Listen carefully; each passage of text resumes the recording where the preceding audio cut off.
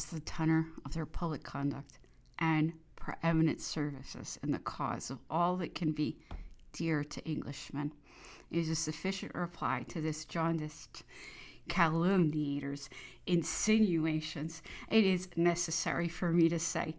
anything more on the subject or dwell minutely upon the insinuations made by the author of the facts against some other highly esteemed characters, had not the general nature of his publication added to the observation on the ladies of Longwood, together with the conduct actually adopted towards them at St. Helena, prepared the reader for still greater outrages upon female delicacy, I should have probably been led to enter into an examination of some of his calumnies. It is equally unnecessary to dilate on the manifest injustice and extreme impolicy of a writer who professes to defend the measures of administration, endeavoring by insinuations, the meaning of which cannot be mistaken to wound the feelings not only of irreproachable and truly meritorious officers,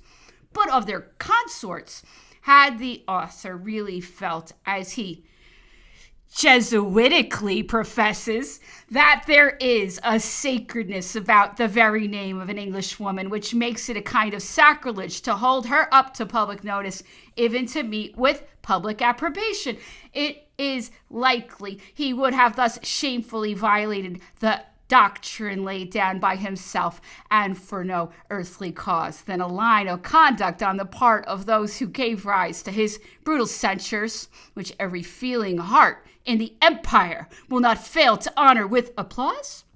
The authors giving the above fine sentiment as a reason for withholding many traits of female excellence is well worthy of the logic displayed in the other parts of his rhodomontade production, fully approving of the sentiments to which he has paid so little attention. I shall most assuredly not follow his example, even to relate some instances of females indulging feelings of that humanity to which the author of the facts is unquestionably a total stranger. In the note above alluded to, the author of the facts proceeds to relate some marks of attention stated by him as having been made to the wishes of Madame Bertrand, with a view of proving that no improper animosity was kindled either in his Sir Husselow's breast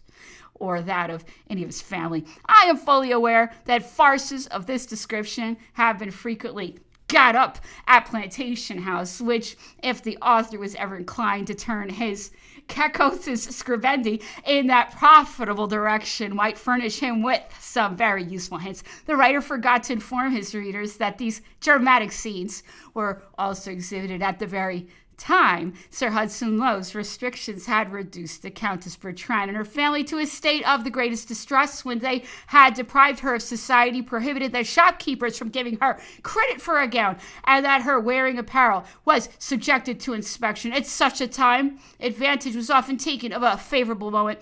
when passengers of rank on their way to England happened to be at Plantation House. On these occasions, some of these individuals most interested in preventing the $12,000 per annum from passing into other hands had recourse to a favorite maxim with hypocrites of every description of expressing the utmost sympathy and commiseration for the inmates of Longwood. Now, as I really feel both respect and admiration for the lovely sex to which Lady Lowe belongs, I freely exonerate her ladyship from participating in the deception or favoring the unworthy subterfuges of those around her. If, therefore, she was ever to say on such occasions as those I have mentioned, "My dear, I hope you sent to inquire how Madame Bertrand was this morning. Can we do anything for her? Poor woman, how much she is to be pitied." It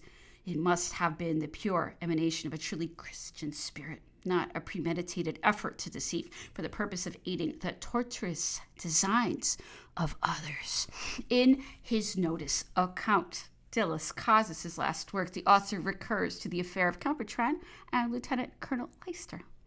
This subject has, I trust, been satisfactorily elucidated in the preceding part of my remarks, and with due submission to the author. It is one of those unhappy topics which every additional moting can only tend to render less honorable to the party whose cause he so vainly endeavors to defend. The Count's observation relative to Sir Hudson Lowe's being a man who never thinks beyond the letter of his instructions is made the ground of acquittal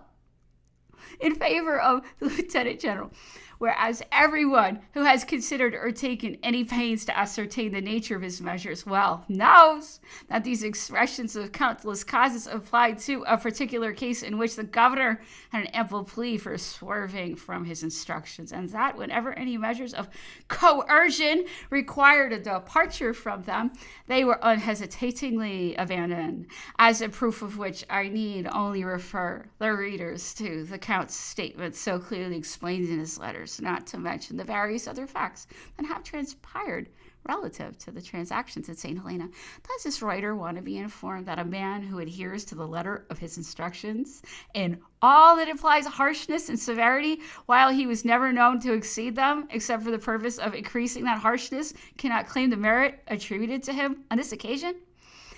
On the contrary, such a mode of proceeding will doubtless be construed into a want of humanity on the one hand, and a lamentable absence of talent on the other.